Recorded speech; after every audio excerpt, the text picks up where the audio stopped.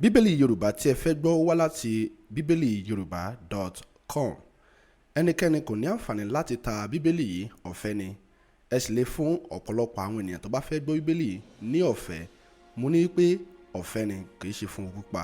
Episteli ìkíní ti Johannu orí 4. Olùfẹ́, ẹ má ṣe gba gbogbo ẹ̀mí gbọ́, ṣùgbọ́n ẹ dá àwọn ẹ̀mí wò bí wọ́n bá ṣe ti Ọlọ́run. Nítorí tí àwọn wòlíì èké púpọ̀ ti jáde lọ sínú ayé.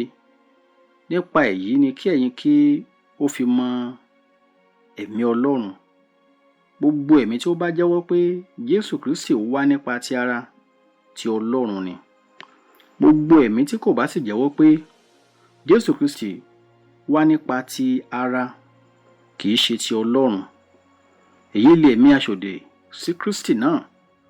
Nípa èyí tí ẹ̀yin ti gbọ́ pé yóò dé, àní nísinsìnyí ó sì ń bẹ nínú ayé náà. Ti Ọlọ́run lé ẹ̀yin ọmọdé, ẹ̀yin sì ti ṣẹ́gun wọn, nítorí pé a tóbi jù lé ẹni tí ń bẹ nínú yín ju ẹni tí ó ń bẹ nínú ayé lọ.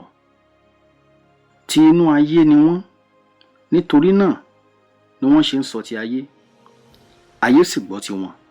Ti Ọlọ́run lé àwa, ẹni tí ó bá mọ Ọlọ́run ó gbọ́ ti wa. Ẹni tí kìí ṣe ti Ọlọ́run kò gbọ́ ti wa. Nípa èyí lé àwa mọ ẹ̀mí òtítọ́ àti ẹ̀mí èké. Olùfẹ́, ẹ jẹ́ kí a fẹ́ràn ara wa, nítorí pé ìfẹ́ ni ti Ọlọ́run. Àti gbogbo ẹni tí ó bá fẹ́ ni a bí i nípa ti Ọlọ́run, ó sì mọ Ọlọ́run. Ẹni tí kò bá ṣe ìfẹ́ kò mọ Ọlọ́run, nítorí pé Ọlọ́run ni ìfẹ́.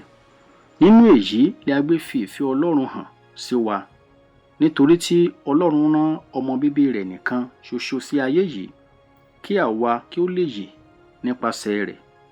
Nípa èyí ni ìfẹ́, kì í ṣe pé tí àwa fẹ́ Ọlọ́run, bí kò ṣe pé ó fẹ́ wa, ó sì rán ọmọ rẹ̀ ṣe ètùtù fún ẹ̀ṣẹ̀ wa. Olùfẹ́, bí Ọlọ́run bá fẹ́ wa tó bẹ́ẹ̀, ó yẹ kí a fẹ́ràn ara wa pẹ̀lú. Ẹnikẹ́ni kò rí Ọlọ́run nígbà kan rí. Bí àwa bá fẹ́ràn ara wa, Ọlọ́run bá wa gbé, a sì mú ìfẹ́ rẹ̀ pé nínú wa. Nípa èyí lé àwa mọ̀ pé àwa ń bá a gbé inú rẹ̀ àti òun nínú wa, nítorí tí ó ti fi ẹ̀mí rẹ̀ fún wa. Àwa sì ti rí, a sì jẹ́rìí pé Baba rán ọmọ láti ṣe olùgbàlà fún aráyé. Ẹnikẹ́ni tí ó bá jẹ́wọ́ pé Jésù ọmọ Ọlọ́run ni, Ọlọ́run ń gbé inú rẹ̀ àti òun nínú Ọlọ́run.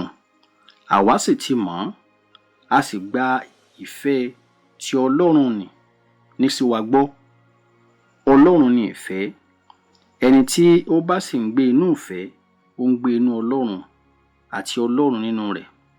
Nípa èyí lè a mú ìfẹ́ wa pé kí àwa kí ó lè ní ìgboyà lé ọjọ́ ìdájọ́.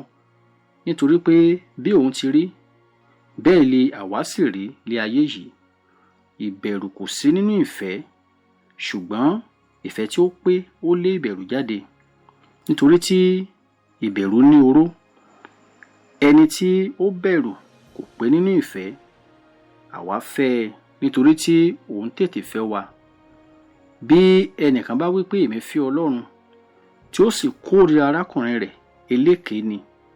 Nítorí ẹni tí kò fẹ́ arákùnrin rẹ̀ tí ó rí, yóò ti ṣe fẹ́ Ọlọ́run tí òun kò rí. Òfin yìí lé àwa sì rí gbà láti ọwọ́ rẹ̀ wá, pé ẹni tí ó bá fẹ́ Ọlọ́run, ó fẹ́ arákùnrin rẹ̀ pẹ̀lú.